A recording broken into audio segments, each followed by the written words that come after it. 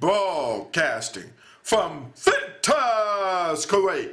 This is the Me and Larry reality video show, LTL editorial news for February 19, 2010. This is a bizarre story. It may be just as clear as day in black and white per se, but there's some twists and turns and it doesn't add up. On this story coming from the United States, Portland, Oregon, young man Aaron Campbell, he'd been drinking. You know, they told the story, he'd been drinking. He was very sad and disturbed about his brother who died of heart disease. Okay, that's understandable. He's brokenhearted. But what came down to it was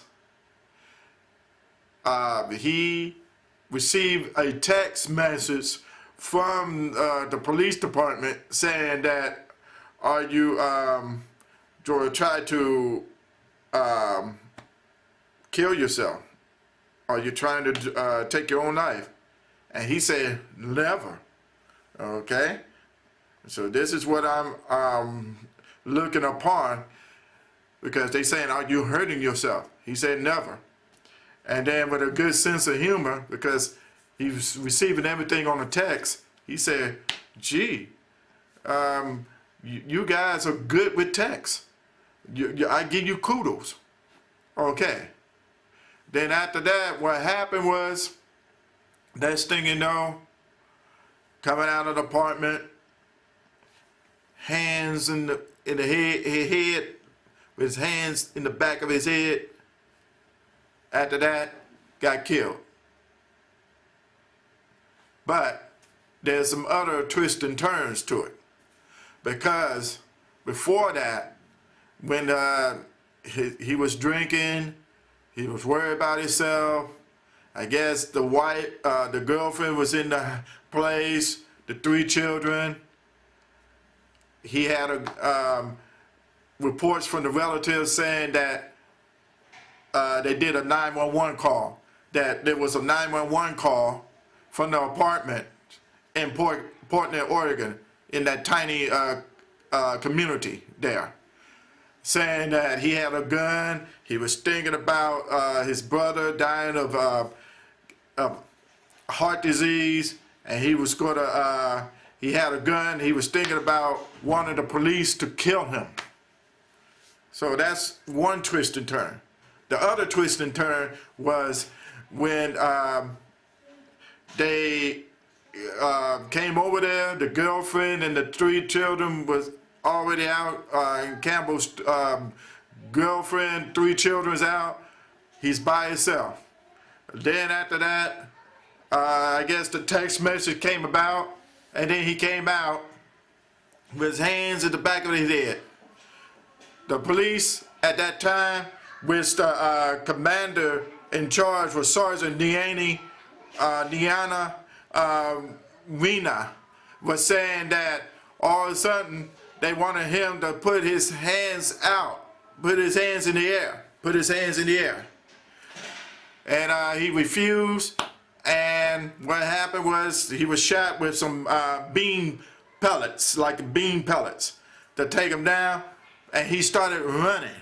And when he was running, he was reaching into his waistband, as report said, and then got shot with a AR-15 rifle.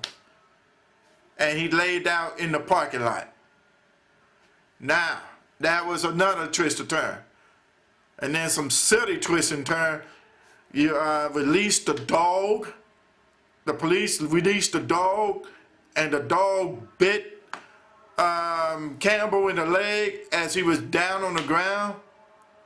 So that's another thing that's happening. And then to come about that, Jesse Jackson, Reverend Jesse Jackson, said that this thing was an execution. So let's come up with all these scenarios. Because he is, Aaron Campbell was drinking. He was thinking about his brother. He died of his death.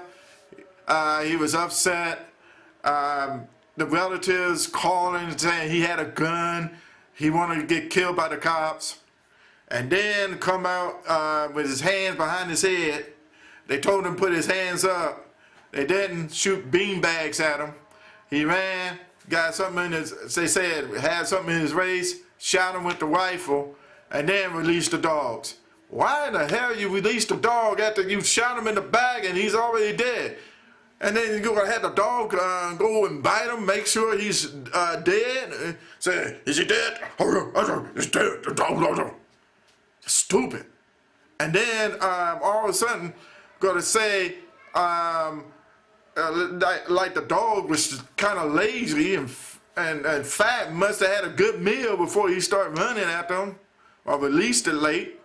And then the burning job that the Portland police had done, because the grand jury said it was an outrage. How they handle it could have been a better solution. Could have been something preventative. And then Jesse Jackson, of course, saying it's an execution. But if the relatives had given a 911 call saying that he had a gun, he wanted to be killed by the police, I think they canceled that out. So that was just a bumming job, and it's stupid on both sides. That the police, how they handle it is one thing, but to have the relatives to call and say, well, he had a gun and his dream, I guess, is to be shot and killed by the cops. How would they know that? So all that is twists and turns into some incomplete stories. Go figure that out. As I continue with my last video segment, this is LTL, and I'm pressing on.